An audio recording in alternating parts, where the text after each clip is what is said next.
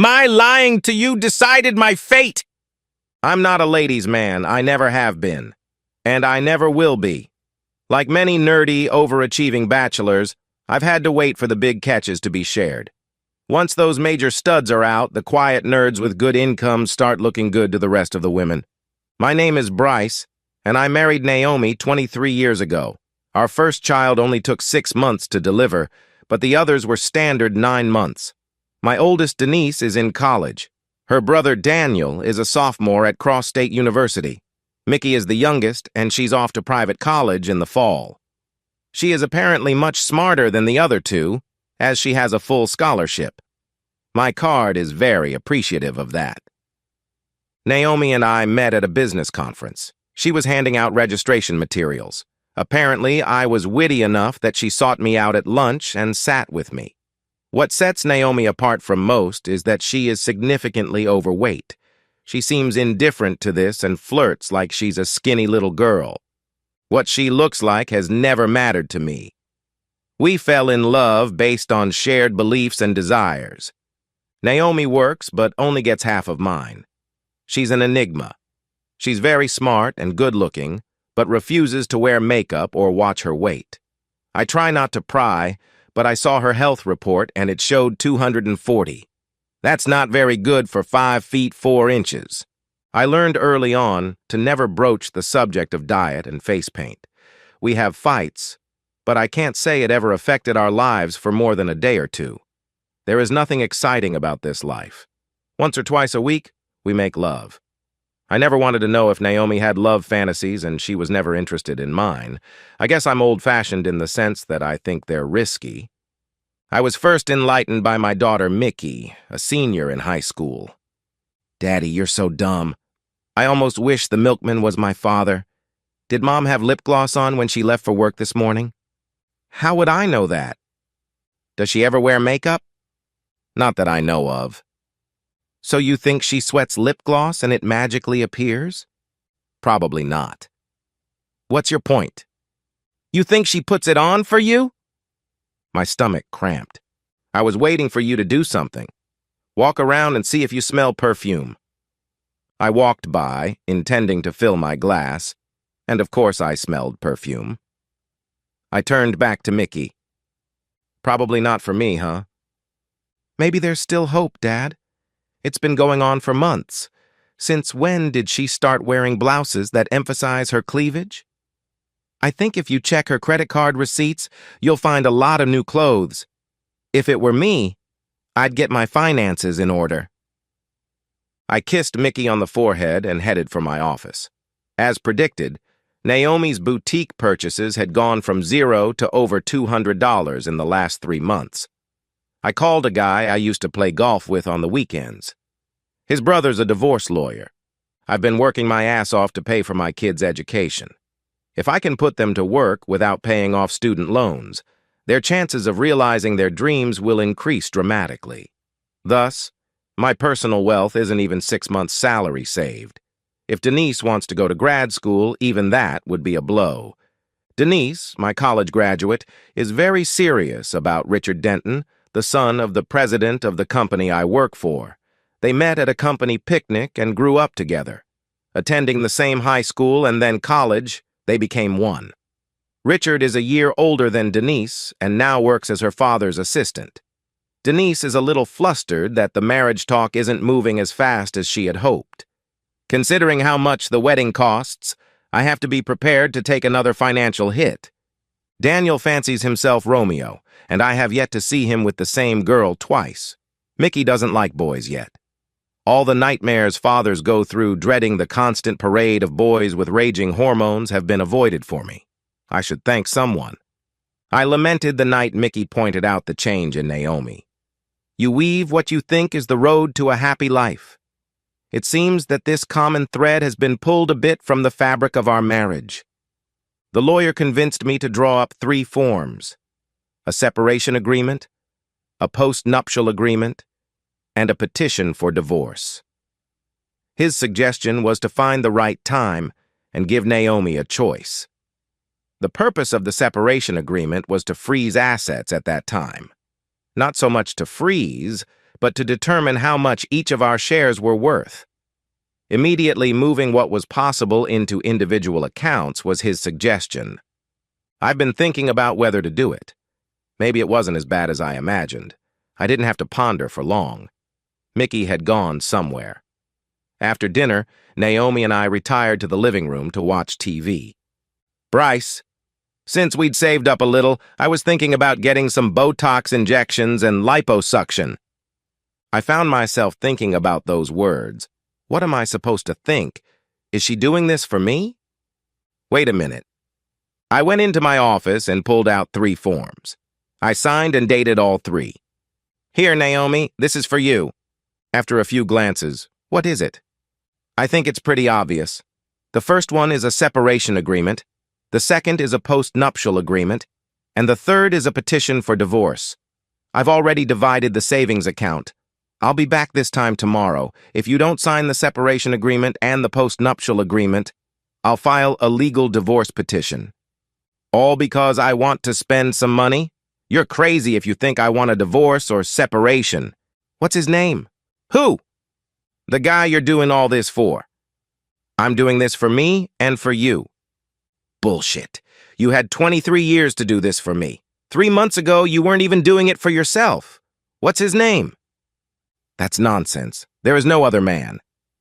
Are you romantically involved with a woman? No! Then it's a man. What's his name? There is no other man. Do you remember what you were wearing when we went to lunch last Sunday? Not exactly. Did you wear lipstick and perfume? No. But you come home from work every day with lip gloss and perfume even though you leave the house without it. Either you give me his name or I'll cancel the separation agreement and file for divorce tomorrow. I couldn't hold back the tears any longer. Bryce, it's not as bad as you think. I'm guessing you value his privacy more than mine. Last chance, Naomi. What's his name? The unhappy look and the tears didn't faze me. I got up to leave. Jim Stevens, in a very quiet voice. I'll be back tomorrow. Sign the treaties of your choice. I'm done with you, you lying, cheating traitor. Bryce, no! Don't say that. I didn't let it get that far. Please stay. We need to talk about this. I went to my bedroom and packed my suitcase. Naomi sat quietly with her hands covering her face. I didn't notice Mickey hugging me and kissing me. Proud of you, Daddy. If we're not good enough for her, she can live on her own. How could I have missed all these signs? Very simple, Dad. In the college prep class I'm taking, we studied confirmational bias. Basically, it means that you interpret and filter out any information that goes against your pre-existing beliefs. You believed your mom would never cheat on you, so you ignored or misinterpreted signs because they didn't fit your bias. You are far from the first, and you won't be the last. Politicians use this to their advantage. They will talk nonsense until they hit a nerve with the voter. That voter will ignore anything they disagree with as long as the politician promises something important to them. That's terrific, Mickey. I'll be back tomorrow around this time, kiddo. Thanks again. Love you. Love you too, Daddy. Maybe I should have turned my phone off. Maybe I should have left it on the messages. Bryce, is this post-nuptial agreement retroactive? It's not a problem for me, Naomi. Apparently it's a problem for you. I counted to 3, hung up, and turned my phone off. It wasn't proof yet, but it was certainly hard to sleep after that. Thinking back to her picnics and holiday parties, there was no way I could remember Jim Stevens. I was out of town for the last meeting a couple months ago. There were too many results in an internet search to be helpful. Maybe it wasn't even his name. Maybe she was blowing smoke just to get me to shut up. Fortunately, my workday was busy. I didn't even have time to eat lunch. When I decided to turn on my phone, I got messages from all 3 kids and a good half dozen from Naomi. Mickey had brought Daniel and Denise up to speed on Naomi. All 3 calls from the kids were a good morale booster for me. I didn't spend much time arguing with myself about what I wanted.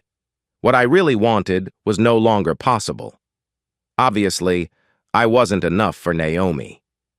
How are you mentally recovering from this? Does it matter that it's just an emotional deception? Will she choose divorce? Would she take the risk that I couldn't find out why the retroactivity of the post-wedding agreement was a problem? I was very hesitant to listen to Naomi's messages. The first message came right after I hung up the phone last night.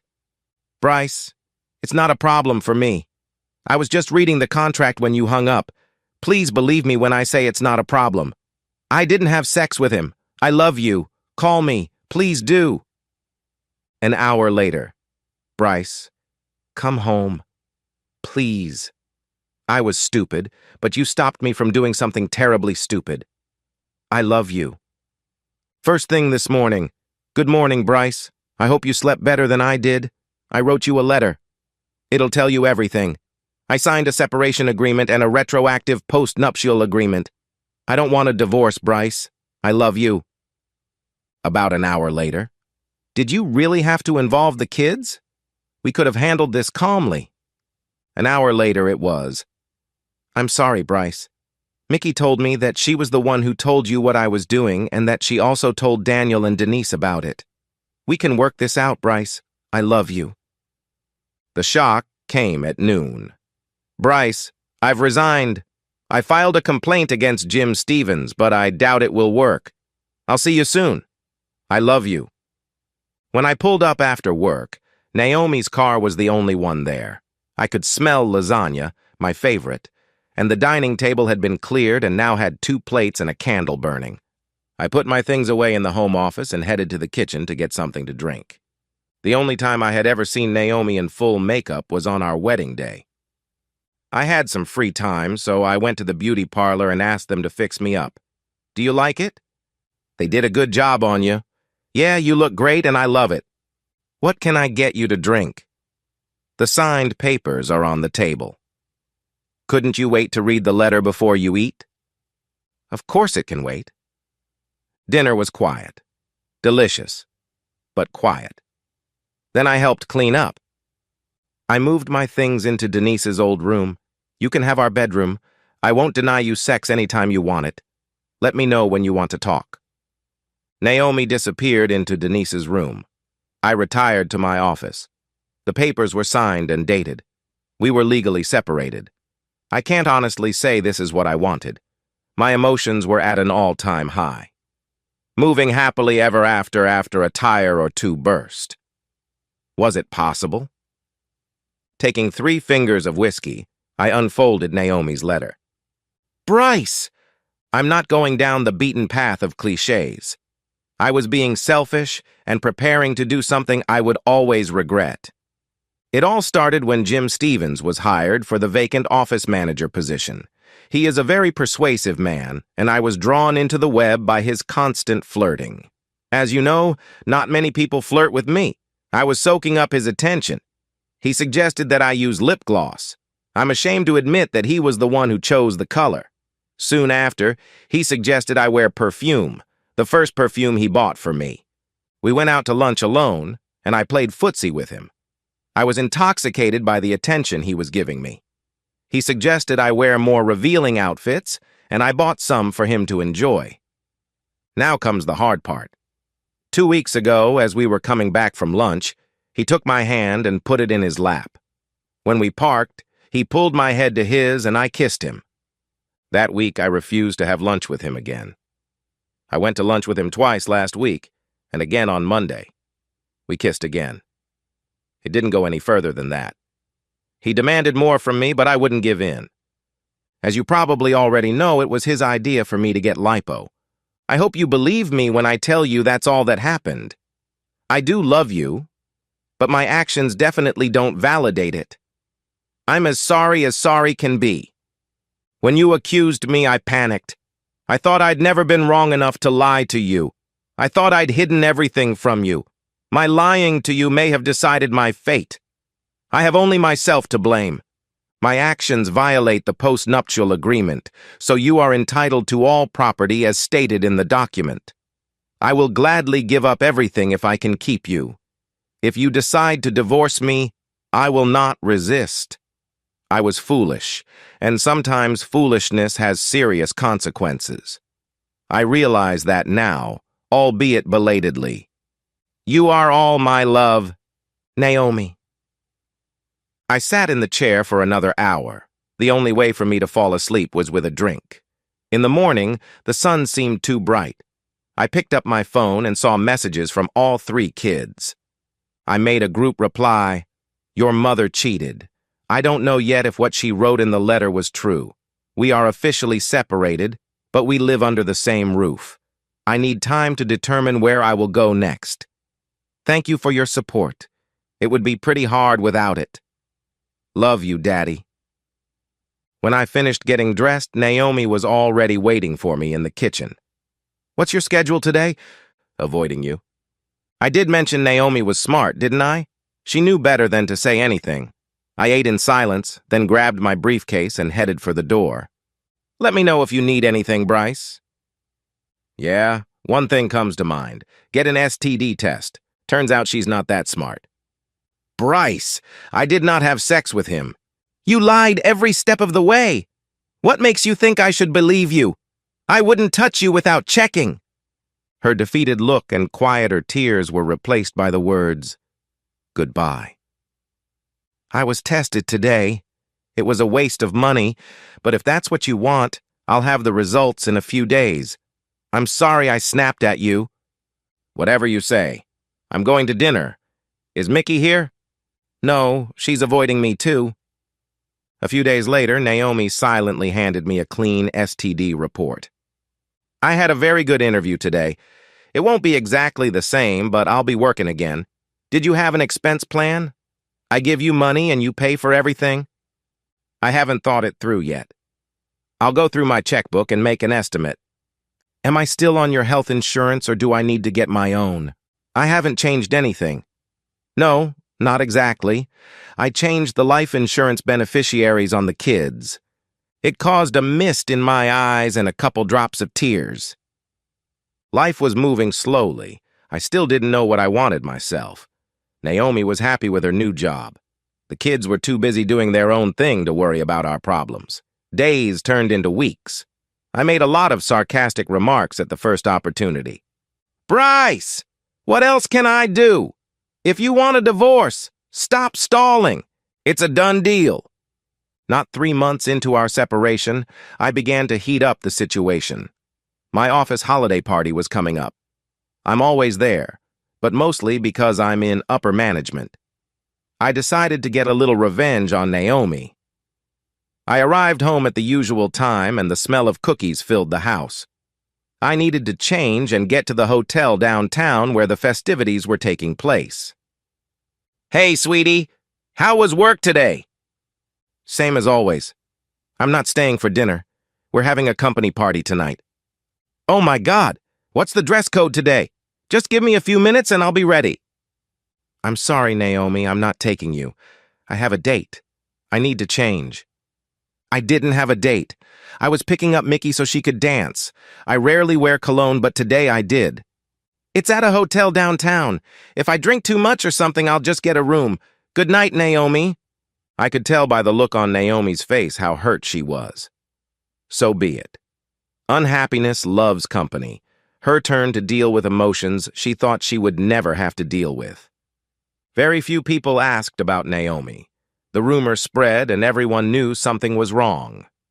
I enjoyed the blatant flirting offered by several unmarried ladies. It would be very easy to spend the night with a desirable partner. I pondered whether I should head home tonight. How much pain had already been delivered, would it be enough? Around 1 a.m., Mickey got ready to leave. Robin Lowry, a divorced 30-year-old cutie, was drunk. She's in my unit, but she doesn't report directly to me. "Bryce, I rented a room. I could use some help finding my room." I picked Robin up before she fell. Mark Franklin, who works for me, grabbed her from the other side. Robin held out the key to Mickey. Mark and I walked Robin to the elevators. We were just shy of going into her room when she announced, "Oh my God, I feel so bad." We dragged her into the bathroom. Mickey stayed with her. When the gagging sound subsided, Mickey reappeared. "I think she's going to live." A naked Robin emerged from the bathroom. "Where's my bed?" I won't try to deny it. I was mesmerized. What beautiful breasts. Mickey escorted Robin into the bedroom and tucked her in for the night. You guys are just awful, standing there looking at her. I have no idea what you're talking about, Mickey. What about you, Mark? Didn't see anything. Men! We got back to the party and I went around to everyone saying goodbye. Mickey grabbed her purse and sweater. I asked her to spray some perfume on my shirt. She danced with all the men who asked her out. She's 18 and already a woman. I was proud of how skillful her acting was. More than once, she brushed off inappropriate advances. She saved the slow dancing for the oldest man she could find. I kissed her goodbye on the forehead and sent her home. By the time I pulled into the driveway, the lights were out. I noticed movement in the window curtains. Naomi didn't say hello to me. I left my clothes in the bathroom and slept like a dead man. My clothes were gone when I staggered into the bathroom in the morning. After brushing my teeth, I went to the kitchen. You're back home. How was the party? Pretty typical. Did your lady have a good time? She sure did. I don't think she missed a single slow dance. Did you kiss her? Yeah, but nothing more than that. You're okay with that, aren't you? Goddamn, Bryce, it's killing me. I'm sorry. Last night was the longest night of my life. If you're gonna divorce me, do it now. Don't bullshit me. I wish the choice was that easy, Naomi. I can't forget the 100 years we spent together. You cheated. Maybe you had sex, maybe you didn't. But that doesn't change the fact that you arbitrarily reneged on our marriage vows. But you did too last night. So you can and I can't. Nice double standard. Convenient for you, isn't it? Bryce, I want us to end this. I'm afraid you'll find someone you like better than me. It scares the hell out of me. Welcome to my world. Now you have some idea of what goes on in my head. I'm going for a walk. I'm coming with you. That was a first. I'm walking a 2-mile loop that takes me about 45 minutes, depending on my speed. This is a first for Naomi. We walked in silence. That was nice, Naomi. I'm going to take a shower. Can I join you? Honestly, I think Naomi was checking for signs of grooming. I can't remember when else she's kissed every inch of my body. It's part of her penance. We wiped each other and made ourselves comfortable on my bed. Then we made love. Afterward, Naomi gathered her clothes. Anytime you want, stud. I have no idea how she found out, but I should have suspected she would. It only took a few days. You're very proud of yourself, aren't you? You took Mickey to your party. Did you say you did all the slow dances with her? No, I said she did all the slow dances. You heard what you wanted to hear. Whose perfume was on your shirt? I asked Mickey. And so you didn't sleep with any other women that night? Why would I confess? Some of these young women definitely have firm breasts. Soft young arms really feel good. I said too much, but nothing happened. The color came off Naomi's face. Her eyes were moist. Ignorance hurts, doesn't it, Naomi? Tell me when you can get that thought out of your head, next week or 10 years from now. Now the bedroom, asshole. Wow, twice in 1 week. Get used to it if you want to stay here. Denise is engaged to Richard. She managed to make him jealous enough at the holiday party. So much for the savings account. Naomi had gotten nothing from her previous employer, although Jim Stevens had been sent packing a few months later. Although her new job was somewhat different, she was promoted to shift supervisor after 6 months. She doesn't wear makeup or perfume and only wears more attractive outfits when we go out together. She made me accompany her to her annual checkup. Naomi wanted me to know that it was her doctor's advice to lose weight. It was smart of her, as I would have gotten suspicious if she just started dieting and exercising. She is spending a lot of money on clothes again, but this time because she is shedding the extra pounds.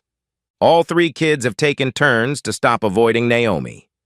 We're a family again. Eventually, Naomi found out about Robin, again from Mickey. Do you ever think about Robin? Only when we're making love. It's okay, as long as it's the only time you think about her. I know it's greedy of me, but her little fling led to the most fulfilling love life I've ever enjoyed. We made the right choice in forgiving Naomi. The end. Subscribe to my channel. Thank you.